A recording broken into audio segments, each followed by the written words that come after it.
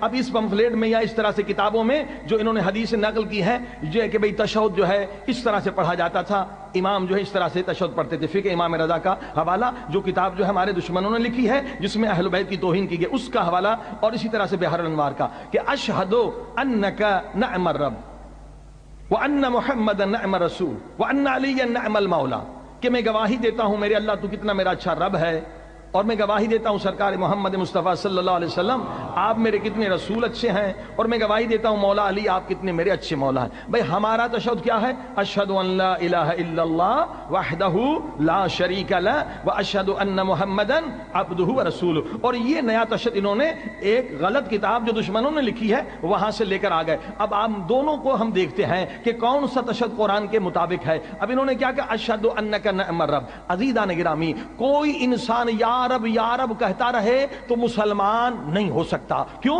اس لیے کہ بھئی کافر بھی وہ جو مشرک ہیں، عیسائی وہ بھی رب کو مانتے ہیں، یہودی بھی مانتے ہیں۔ کیا پتہ چلے کہ یہ کون ہے؟ پہلے سب سے پہلے جو مسئلہ ہے مسلمان کب بنتا ہے؟ جب کہے اشہد ان لا الہ الا اللہ، اس کے بغیر کوئی مسلمان ہو ہی نہیں سکتا۔ اشہد ان لا الہ الا اللہ کہنا لازم و ملزوم ہے۔ اب اس میں وہ جملہ ہی غائب ہے، اشہد ان لا الہ الا اللہ ہی نہیں ہے، یعنی یہ خود بتلا رہا ہے کہ یہ روایت جھوٹی ہے۔ صلوات پڑھی محمد و آل محمد۔ ہاں جی، لا الہ الا اللہ جس تشہد میں غائب ہو تو اس میں شک ہی نہیں ہے کہ یہ جھوٹی حدیث ہے، ضعیف حدیث ہے۔ لا الہ الا اللہ کے بغیر تو کوئی مسلمان ہی نہیں ہے۔ انہوں نے لا الہ الا اللہ بھی غائب کر دیا اور رب کا نام آیا۔ دیکھیے رب جو ہے یہ صفاتی نام ہے، گواہی جب بھی دی جاتی ہے ذاتی نام سے۔ آپ بھی کورٹ میں اگر گواہی دیں گے تو اپنے اصل نام سے دیں گے، دوسرے بہت سارے نام ہوں گے آپ کے نہیں، مگر وہاں جب سائن کریں گے تو اصل نام۔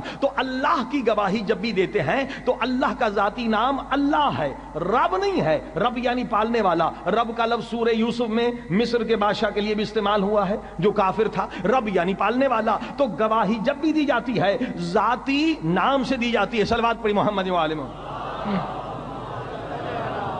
لہذا یہ دو نکتے سمجھ میں آ گئے کہ یہ روایت جو ہے جھوٹی ہے اور ضعیف ہے۔ اور پھر کہا ان محمدا نعم رسول، ہم کیا کہتے ہیں؟ واشہد ان محمدا عبدہ ورسولہ۔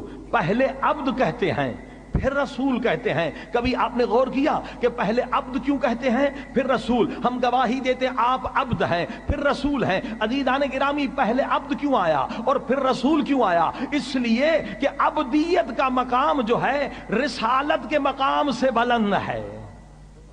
عبدیت کا مقام رسالت کے مقام سے بلند ہے۔ رسول تو بہت زیادہ ہیں مگر عبدیت کا مقام ہر ایک کو نہیں ملا۔ دلیل کیا ہے؟ سورہ بنی اسرائیل، سبحان الذی اسریٰ بعبدہ لیلا من المسجد الحرام الی المسجد الاقصی۔ یعنی جب ہم نے عبد کہا تو ہم نے اعلان کیا کہ ہم معراج رسول کے بھی قائل ہیں۔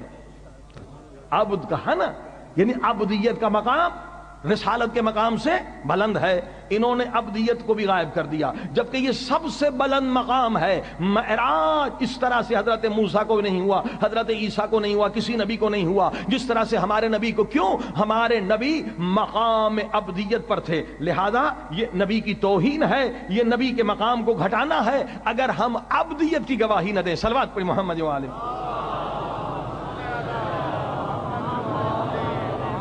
عزیزاً۔ اب مسئلہ یہ ہے کہ دوسرا دلیل وہ دیتے ہیں، کیونکہ جو بھی مذہب جتنے جھوٹے بنے ہیں، بہائی قادیانیوں سے بات کر لیں، وہ بھی جھوٹی حدیثیں چند آپ کو دکھائیں گے، آیتیں بتائیں گے، اس کا ترجمہ الٹا سلٹا کر کے اپنے مذہب کو بنایا۔ جنہوں نے بھی مذہب بنایا اس طرح سے بنایا ہے، کچھ آیتوں کا غلط ترجمہ، غلط تفسیر اور کچھ ضعیف حدیثیں۔ اب جناب یہ لوگ کہتے ہیں کہ تشہد میں علی ولی اللہ پڑھنا اس لیے بھی ضروری ہے کہ قرآن کی آیت ہے کہ مومن وہ ہے جو 3 گواہیاں دے۔ سورہ معارج کی آیت ہے کہ مومن کی یہ نشانی ہے کہ وہ 3 گواہیاں دے۔ اگر آپ نے مولا علی کی ولایت کی گواہی نہیں دی تو آپ جو ہے مومن بھی نہیں ہیں، آپ نے صرف 2 گواہیاں دی۔ عزیزان گرامی، ہم 2 گواہیاں نہیں دیتے بلکہ ہم بھی 3 سے زیادہ گواہی دیتے ہیں۔ ذرا غور سے سنیں ہماری کیا گواہی ہے۔ پہلی گواہی ہے اشہد ان لا الہ الا اللہ، یہ اللہ کی الوہیت، خدائی کا گواہ ہم نے گواہی دی۔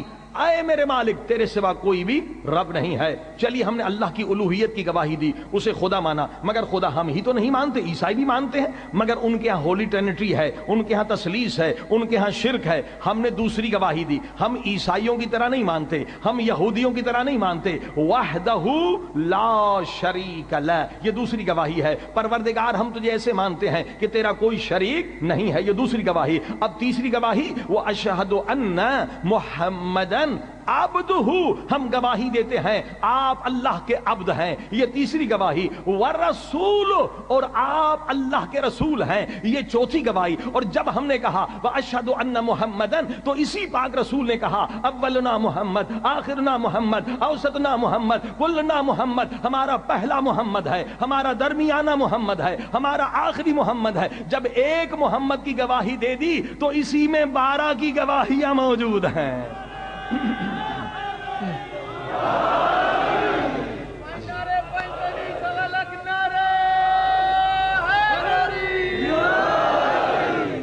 عزیزان کی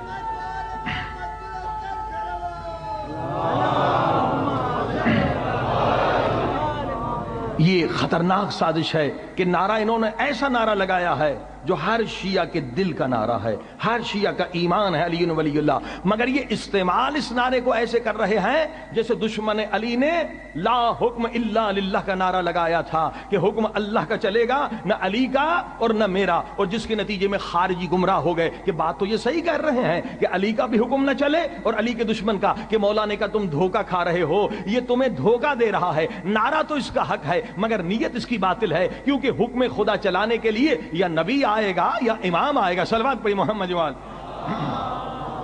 عزیزان کے یاد رکھیں مقصد کیا ہے, اصل مقصد کیا ہے. کل میں نے بتلایا اس فقہ امام رضا کتاب کا حوالہ جس سے شیعوں کو کافر کرنے میں کوئی دیری نہیں لگے گی, اسے منظر عام پہ لایا جا رہا تاکہ دشمن جو ہے یہ اندرونی دشمن باہر کے دشمن سے خطرناک ہیں, کہ کل کبھی بھی کورٹ میں مسئلہ ہو تو کہیں دیکھو بھائی یہ آپ کی کتاب ہے, اور عوام کو بھی بیوقوف بنایا جا رہا ہے کہ دیکھو یہ فقہ امام رضا میں یہ لکھا ہوا ہے, عوام کو تو نہیں پتا کہ یہ کتاب کیا ہے. عزیزان گرامی ایک مقصد یہ ہے کہ دشمن جو ہے باہر کا ہمیں کافر قرار دینے میں کوئی اس کے لیے مشکلات نہ ہو. یہ اندر کے دشمن ہیں جو ظاہر علی ولی اللہ کہہ رہے ہیں مگر ہیں یہودیوں کے ایجنٹ, ہیں یہ دشمنوں کے ایجنٹ.